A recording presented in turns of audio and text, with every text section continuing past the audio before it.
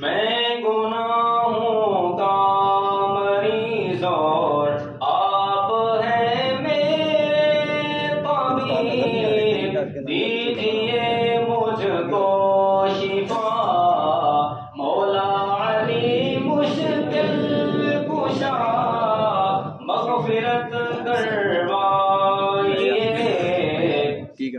جنت میں لے کے جائیے۔ آج ہم یہ جھوم رہے ہیں، یہ نام لے رہے ہیں، کاش کیا پتا قیامت کے دن ہمارے یہی جملے، ہمارے یہی جذبات، ہماری یہی محبت رب کی بارگاہ میں قبول ہو جائے اور حضرت مولا علی ہمارا ہاتھ پکڑ کر ہمیں جنت میں لے جائے۔ یہ ایسا ممکن ہے۔ وہ عظیم ہستیاں جو اللہ پاک نے ان کو بہت اختیار دیے ہوئے ہیں، وہ اللہ پاک کے نیک بندے، وہ جیسا چاہیں گے اللہ پاک مانتا چلا جائے گا۔ تو ہمیں صحابہ کو بھی راضی رکھنا ہے، اہل بیت کو بھی راضی رکھنا ہے۔ اولیاء کاملین جو ہیں، 2 نمبر پیر نہیں، جو اولیاء کاملین ہیں، شریعت کے پابند ہیں، ان کو بھی اللہ پاک ہمیں خوش رکھنے کی، ان کا بھی ادب کرنے کی توفیق عطا فرمائے۔ مغفرت کروائیے،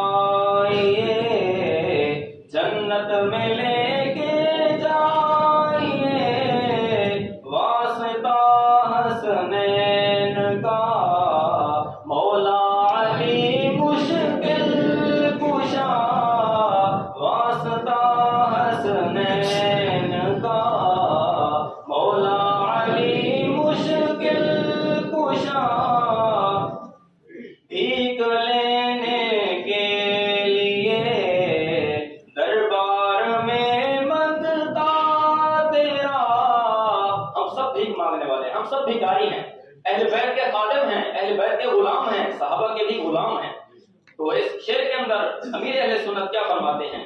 بھیک لینے کے لیے دربار میں منگتا تیرا، لے کے کش کو لا گیا مولا علی مشکل کشا، لے کے کش کو لا گیا مولا علی مشکل کشا، کیوں پھروں در در بھلا خیرات لینے کے لیے، میں در در پہ کیوں جاؤں، میں دوسروں کے پاس کیوں جاؤں، کیوں پھروں در در بھلا خیرات لینے کے لیے، میں فقط منگتا تیرا مولا علی مشکل